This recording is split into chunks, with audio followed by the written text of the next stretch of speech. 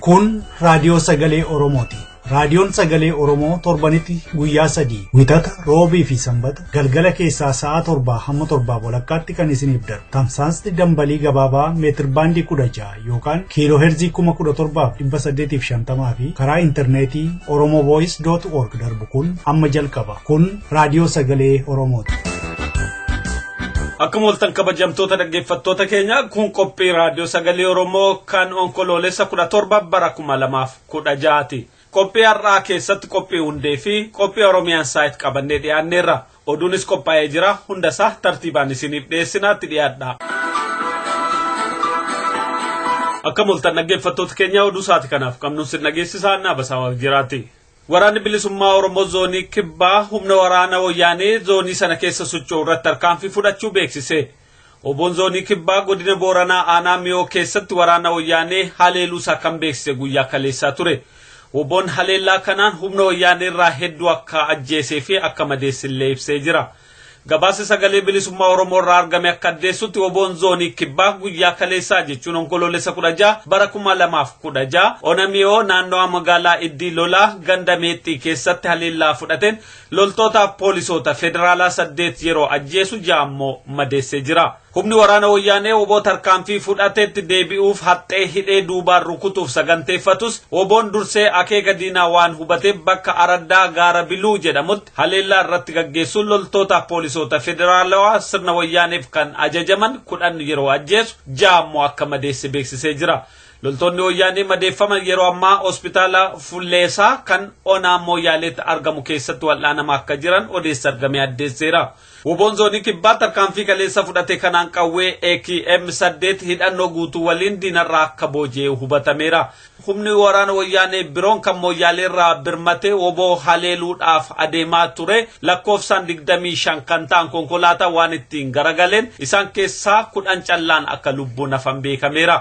Waraana poolisoota wayyaanee kanneen tarkaanfii oboo zoonii kibbaan ajjeefaman madeeffamaniif kanneen konkolaataan ittiin garagalee walitti 23 akka du'an 22 ammoo akka madeeffaman ajaja waraana bilisummaa Oromoo zoonii kibbaa obeeffachuun saabaa'uun gabaaseera. Shamarran Oromoo konyaa adda bilisummaa Oromoo Viiktooriyaa sagantaa madda galii walitti qabu gaggeessani. Sagantaa kanarratti milkii akka argatan beekameera. Hawaasni Oromoo magaalaa Melbourne keessa jiraatan sagantaa Onkoloolessa 16 bara 2016 galgala irbaata oboo jedhamuun qophaa'e irratti argamuun kennaa akkasumas caalbaasii adda addaa irratti hirmaachuudhaan madda galii guddaa waraana bilisummaa Oromoof galchaniiru. Kanneen mararfannoof jaalala oboof qaban kunneen hirmaannaa godhaniin kennaa guddaallee oboodhaaf akka gumaachan ibsaniiru. Isaan keessaa gariin isaanii haga bilisummaan Oromoo mirkanaa'utti humnaaf qabeenyaaf beekumsa danda'an hundaan oboo bira akka dhaabbatan beeksisaniiru. Sagantaa milkaa'inaa kana kan qopheessan shamarran miseensota oboo kan konyaa Viiktooriyaa ta'uun beekameera. Hirmaattonnis yaadanuu kennanis sagantaan kun sagantaa milkaa'aa fi bareedaa ta'uu hubachiisaniiru. Magaalaa Nageellee Booranaatti ibiddi kaleessa galgala mana barnootaa tokko irratti ka'ee qabeenya hedduu akka miidhe beekame. Odeessa arganne akka ibsutti mana barumsaa kana keessatti ibiddi kun kan ka'e kaleessa galgala sa'aatii 7 irratti ture. Balaa kanaan lubbuun namaa miidhamee hin jiru. Haa ta'uti qabeenyarra kutaalee barsiisaa fi bulchiinsaa akkasumas galmee dabalate kutaaleen 10 meeshaa guutuu waliin akka manca'an beekameera. Ibiddi hanga bari'utti ture kanaanis qabeenyi birrii miliyoona 2.5 tilmaamamu akka barbadaa'e beekameera. Balaan kun maalirraa akka ka'e agammaatti wanti beekame hin jiru. Oduun saati kanaaf qabnu kanumaa qophii keenyaa fi waliin nagaannuu tura. Kora uummataa waliigaltee fi walhubannaa Oromoo cimsuuf qophaa'e The Conference for Oromo National Consensus. Waldaan ogeessota seeraa Oromoo idil-addunyaa International Oromo Lawyers Association kora seena qabeessa tokko Onkoloolessa 22 fi 23 bara 2016 biyya United Kingdom magaalaa Londonitti qopheessee jira. Kora guyyoota kunneen sa'aa 9 waaree duraa hanga sa'aa 5 waaree booda adeemsifamu kanarratti kanneen dhimma Oromoo nu ilaallata jedhan bakka buutonni dhaabbilee siyaasaa fi jaarmiyaaleen hawaasa Oromoo hayyoonnii fi falmitoonni mirgaa irratti argamanii warraaqsa ammaan kana Oromiyaa keessatti adeemsifamaa jiruu fi dhimmoota bu'uuraa fi kan kana fakkaatan irratti yaada dhiyeessuu mariinis ni gaggeeffama. Kanaaf Oromoonni waltajjii kana irratti hirmaachuu dandeessan irratti argamuudhaan qooda akka fudhatan affeeramtaniitti. Bakki The Resource Center 356 Holloway Road, N76PA, London, UK. Waldaa Ogeessota Seeraa Oromoo Idil-Addunyaa.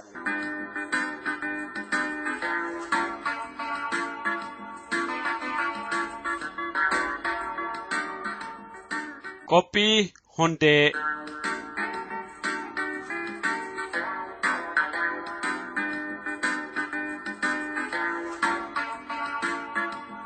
Akkam jirtu dhaggeeffattoota keenya, kun guyyaa wixataa torbee lamatti gaaf tokko kan dhiyaatu qophii Hundeeti. Qophii keenya har'aa keessatti kan laaluuf deemnu waa'ee afoolaati. Keessaa immoo waa'ee qoosaa irrattidha. Obbo Zalaalem Abarraa gaafa ayyaanni Irreecha biyya Hoolaand magaalaa Amsterdamitti kabajame irratti argamanii barumsa isaan namaaf kennan irraa kan fudhannedha. Kutaa tokkoffaasaa. Nu waliin tura.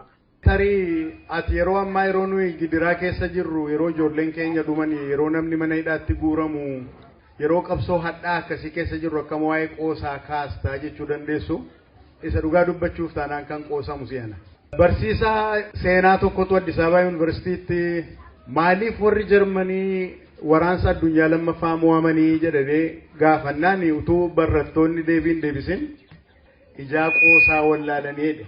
Maaliif kolfa uumuu hin danda'aniidha. Waan hundumaa siiriyeslii fudhatu jechaadha. Kanaaf of jajjabeessuu isa danda'uudha. Namni kan inni beekamu yeroo gidiraa qoosudha.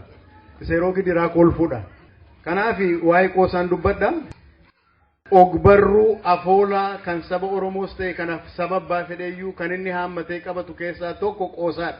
Geerarsa, do'iidha, walaloodha, yeedaloodha. Kun hundumtuu qabiyyee ogbarruu keessaati.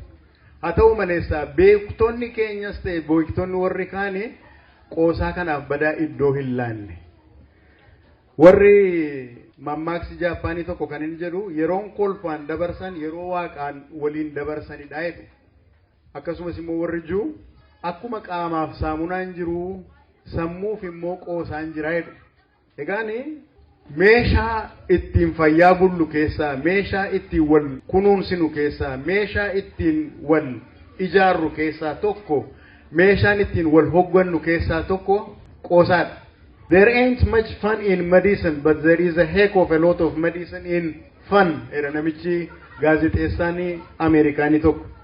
Akkuma kana warri leenjii nagaa yookaan fayyaa qaban immoo qoosaan iddoo sadiitti akka nama gargaaru himu. Akka qorichaatti qaamaa fi aggattuu dhukkubbii ol kaasa jedhu, hantuutoo bashannansiisa jedhu, sodaa fi bibirrachuu salphisaa jedhu, dhukkuba onnee ittisaa jedhu, mirqoo dadhabe yookaan stressii hir'isaa jedhu, sammuuf gammachuu kennaa bashannansiisa jireenyatti eda jedhu, dhukkubbii obsiisa jedhu, dhiphuu fi dadhabbii obbaafachiisa jedhu, faara yookaan muudii namaa fooyyessa jedhu, dandamina ol kaasaa jedhu. Hawaasaaf immoo hariiroo cimsaa jedhu, kaan nutti hawwataa jedhu, hojjaa garsuu yookaan tiimworkii guddisaa jedhu, tokkummaa garsuu ol kaasaa jedhu, lola furee nagaa uumaa jedhu. Kan hundumtuu gatii ittiin baasnu, utuu gatii ittiin baasin, utuu faarmaasii dhanneen bitatiin waan argachuu dandeenyudha jechaadha. Seenaa keessatti kolfiif qoosaan maal fakkaata inni biyyoonni adda addaa waaqa tokkicha jechinni jedhamu kun utuun uumamin dura kolfaaf qoosaa mataa isaa danda'e qabu turan. Akkuma waan adda addaatiif bokkaafuu haa ta'uu, aduufuu haa ta'uu, bakakkaafuu, sibiilaafuu, waraanasaafuu haa ta'uu, akkuma waaqa qabaatan kolfaaf yookaan qoosaafis akkasuma waaqa qabu turan. Fakkeenyaaf warri Keeltii yookaan waaqa Luu jedhamu yookaan Loo jedhamu qabu turanii, sabni Giriikii Paan, sabni Jaappaanii Uzume, sabni Ijipti yookaan Keemeet durii immoo waaqa Bees jedhamu kolfaaf qabu turanii. Egaani amma yoon isaan kana keessa lixe dafnee keessaa baana natti hin fakkaatu, gaggabaabsee dhuman bira darbuu yaala isaan kana. Warri nutti siqan warri Keemeet yookaan warri Ijipti duriidhaa qoosaa kana bakka shanitti hiru. Bakka shanitti hiranii maqaa moggaasu. Innis innachi keessaa tokko beekamu scatological and vomiting humor wanta jedhamudha. Qoosaa boolii fi balaqqamaa akka jechaati. Kun qoosaa maalii qabaa jechuu dandeessu ta'a. Kun maalsaatu qoosaadha jettu ta'a. Garuu qoosaa qabaa jedhu fakkeenyaaf nuumtiyyuu achi keessatti qoodan dhabdu natti fakkaata. Yoo warri obbolootanii dubartoonni yookaan haadholiin addana jirtanii yeroo da'umsaa sirba maaramu weeddistaniitu ta'e eega marqaa nyaattanii booddee arrabsoo isaa wal arrabsan tokko jira, arrabsoo qocholloo. Obo waalluu naddii coora waalluu tagdeedhu qoosaadha kun. Yookaan coora waalluu naddii obo waalluu tagdeedhu. Akkuma kanaan mana ijoollee fuudhaaf heerumaa ijoolleen durbaa sirbanii hodhan immoo ammas kan argina achuma keessatti yeroo soddaa arrabsan ijoolleen durbaa. Yoo sareen gamanaa duttee yoo sareen gamasii duttee soddichoo silaa dabeessa gadi kaatee cufaa jabeessa ol kaatee haadhattoo deessa albaatiin cichaa balleessa fincaaniin daaraa basseessa haa cabuu dhiira shan keessaa ariyaasii balleessa kun dhiira maqaa balleessaa. Qoosaadha kun qoosaa boolii fi balaqqamaasa jennutti ramadamuu danda'a jechaadha.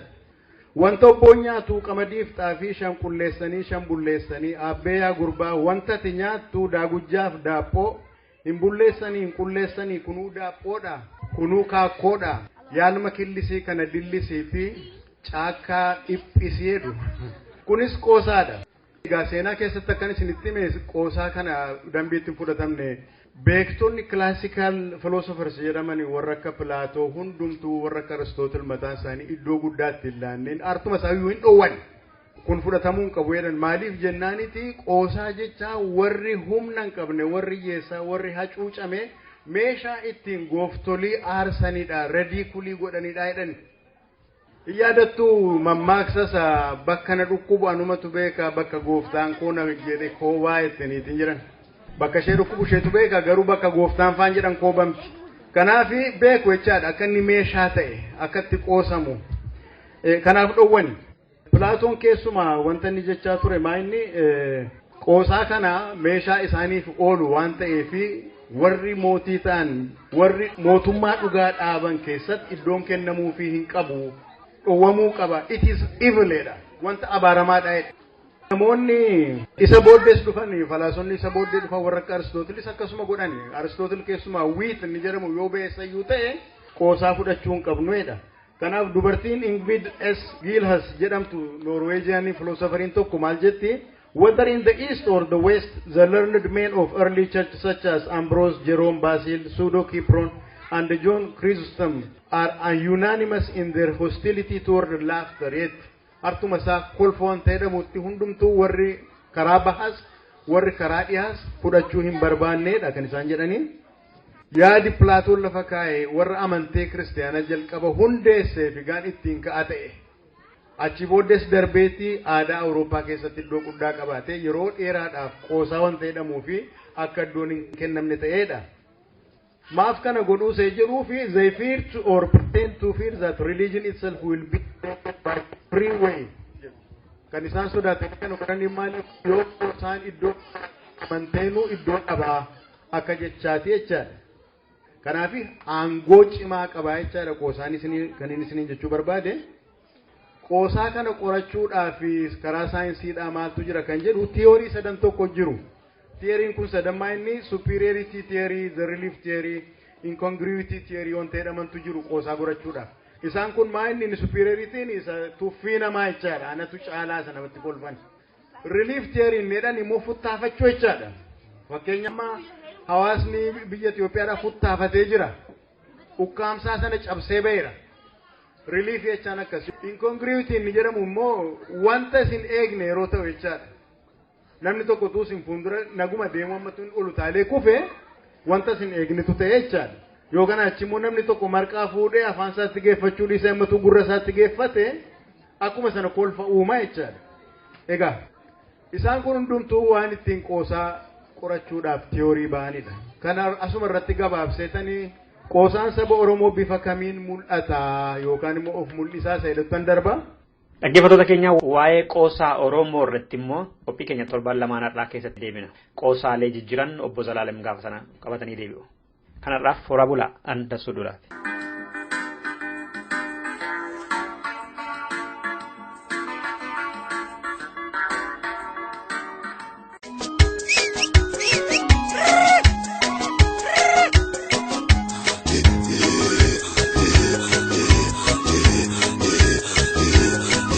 This is Oromo Voice Radio English program. Welcome to Oromia Insight. My name is Ali Galato. Today I will present to you Al Jazeera report on state of emergency in Ethiopia and media resort to propaganda to hide the truth, Irreecha Oromo Festival 2016 by Teflan Zargan. የጸጥታ ኃይሎቻችን ጸጥታ እንዲከበር ለማድረግ ከፍተኛ ጥረት ያደረጉበት ምንም አይነት የጥይት ድምጽ ያልተሰማበት ምንም አይነት የጥይት ድምጽ ያልተሰማበት ምንም አይነት የጥይት ድምጽ ያልተሰማበት Now let's see what we got inside here.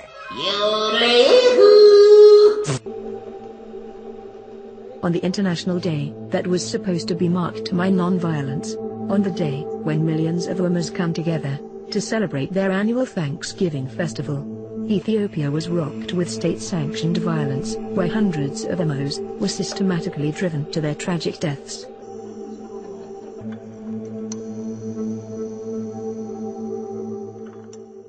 As usual, a lot of the mainstream media outlets resorted to disinformation, propaganda and lies when reporting on a massacre that occurred at the Irreecha festival. Instead of reporting on the orchestrated tragedy, as it is, the word stampede was parroted throughout the mainstream media, without properly delving into and highlighting the main cause of the tragedy, which was the coordinated use of helicopters, armored vehicles, bullets and tear gas that drove these innocent civilians to their deaths.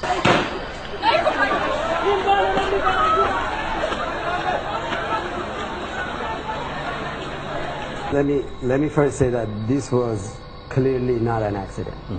And you have 2 million people in a very crowded, very small place. On one side you have a lake, on the other side you have ditches and cliffs. And you fire a tear gas in warning shots at a crowd that is angry, crowd that was passionately chanting and protesting all day. You should expect the result. This is pre-planned because the government has said that they expected the protest to continue at the Irreecha. They they expected this to happen, but they planned brought in helicopters were flying above the crowd at a very low height all day long. There were tanks on the street. There were armored vehicles on the side of the street. So they clearly planned for this. And people who were there are saying that the number of security forces on that stage, around that stage, around the crowd, is almost as many as the crowd that was gathered there. That is very disturbing. So it is very hard for me to sit here and say that this was an accident. When referring to the number of deaths, the mainstream media decided to regurgitate the figure given by the well-known, pathological liars ruling Ethiopia. The number 52 became a popular number amongst the corporate media. This is despite the fact that reports and witnesses from the ground have been putting the death toll in the hundreds and hundreds of innocent men, women and children massacred in the most horrific way one can only imagine.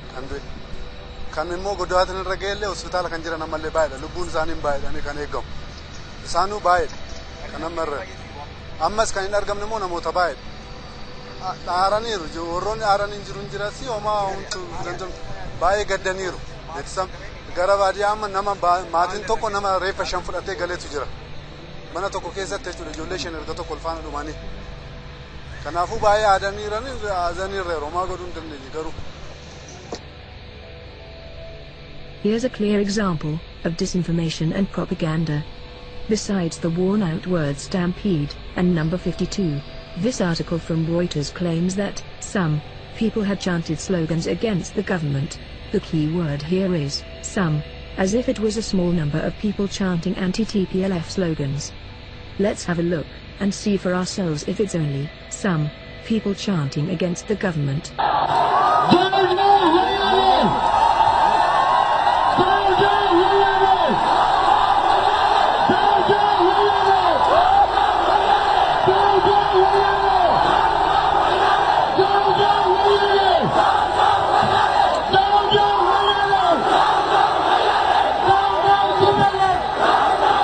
The same article then goes on to say that protesters had chanted slogans against the Oromo People's Democratic Organization, one of the 4 regional parties that make up the Ethiopian People's Revolutionary Democratic Front, which has ruled the country for a quarter of a century. Well, why don't we go back and have a look and hear what exactly other sea of hundreds of thousands of Oromos are chanting.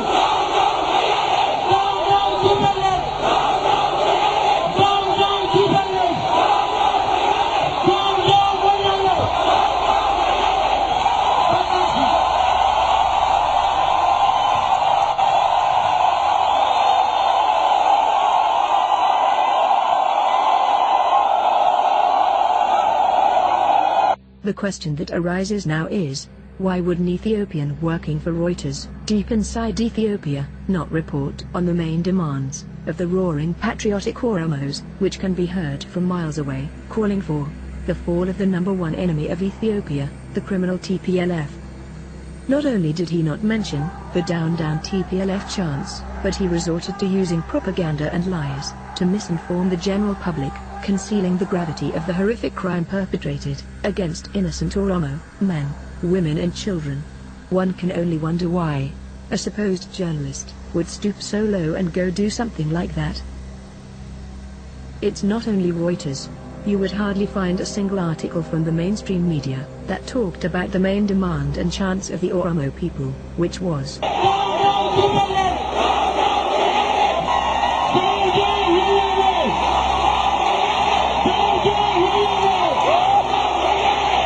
It's quite obvious that they didn't want to inform their audiences of the real demands of the Oromo people, and the deep hatred they have for the criminal TPLF regime, which has been slaughtering Oromos for a while now.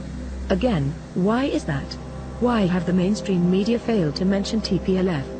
Is it because of the fact that it's a Western puppet that was poured a lot of resources and time into it, to be the most obedient puppet in Africa, if not the world?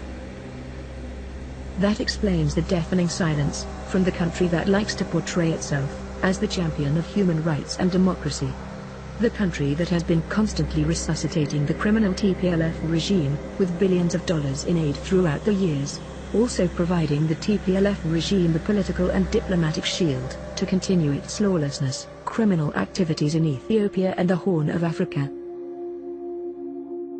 This has subsequently awakened the consciousness of a large portion of the Ethiopian population. They now see the double standards of the US and its complete disregard of Ethiopian lives, who continue to be killed by its puppet regime.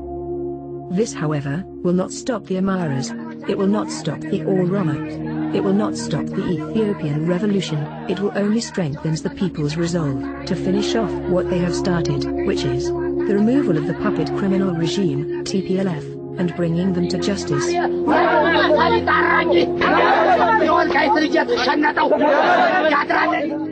Would just like to remind our Ethiopian brothers and sisters that they have not been totally abandoned. The truth seekers and justice lovers around the world are by your side. Eritreans have a lot of experience in terms of this type of injustices being committed against them, so we fully understand what our Oromo and Amara brothers and sisters are going through. That's why our moral support in your fight against injustices will never cease.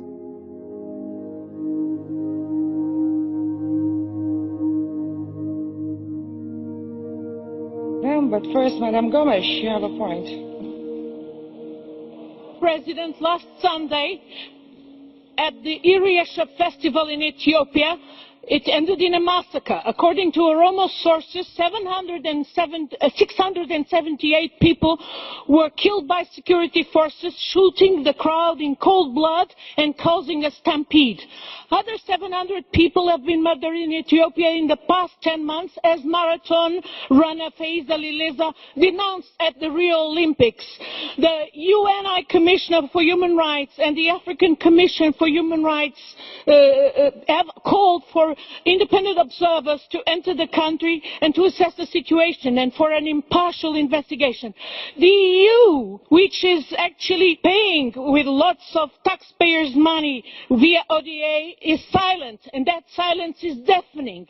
Will you, Mr. President, on our behalf, speak up in solidarity with the repressed people of Ethiopia and call for an international independent investigation into the Irreecha massacre and the ongoing repression in Ethiopia?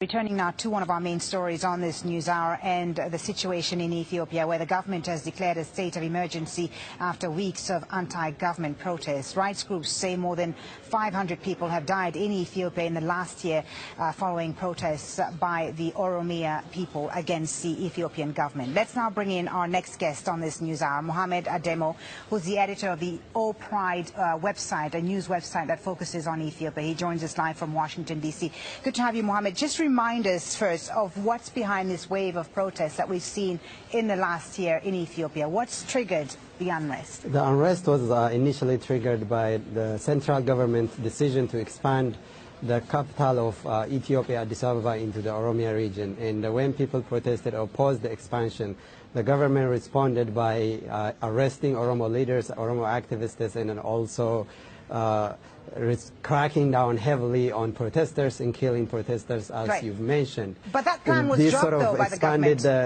That plan to expand the capital was dropped by the government, and yet the protests continued. Yes, I think the crackdown, the repressive measures that the security forces took actually angered people, and the grievances and the demands of the protesters sort of shifted to historic marginalization of the Oromo people, and Oromo being the majority in that country, not having enough power, enough say in the economy, in the politics of that country. And as you know, the government is dominated by ethnic group, a few elite from minority ethnic Tigrayan group, and all of this led to more resentment and brought forth demands for democracy, demands for rule of law. In the government response so far have been only one way, which is raining bullets on protesters, which are mostly peaceful. And as you've seen in the past couple of days, the protests have now shifted, and the people are tired of peacefully demanding for respect of their rights. Sorry to interrupt you. You say the protests have been mostly peaceful, which is true. But in the last few days, we've seen protesters attacking foreign companies. I mean, what's the point of that? What are they going to achieve by attacking foreign companies? Yes, Ethiopia is held up as the rising star in the continent of Africa. And some of the legitimacy for its economic record comes from attracting foreign investment, giving land to foreigners, massive amounts of land to foreigners by displacing locals.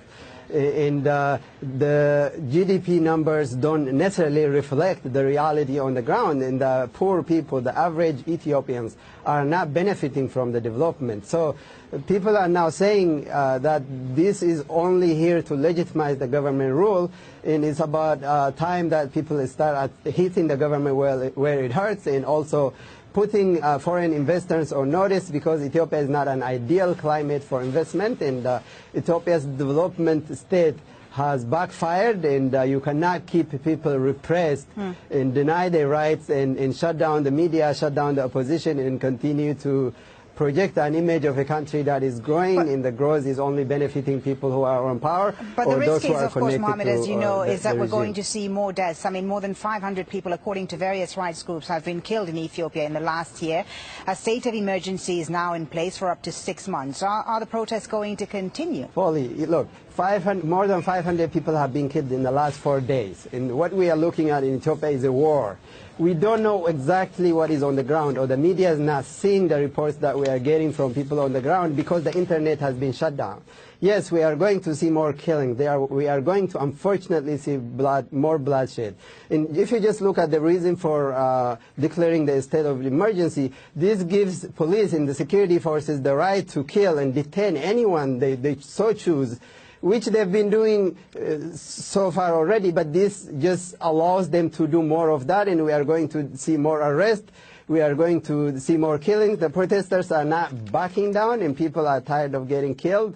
and they want the regime to end, and they are the government obviously, as you've seen, is not heeding the protesters' grievances, and they are continuing to just crack down more heavily and bring more security forces to the street. And if someone kills your brother, someone kills your cousin, and you see them walking around with AK-47, that endangers more anger. It doesn't calm the situation. So I think unfortunately Ethiopia is headed in a very wrong direction, and this is going to have a ripple effect across the region, and is very, very deeply concerning at the moment. Okay, thank you very much. Thanks for hearing.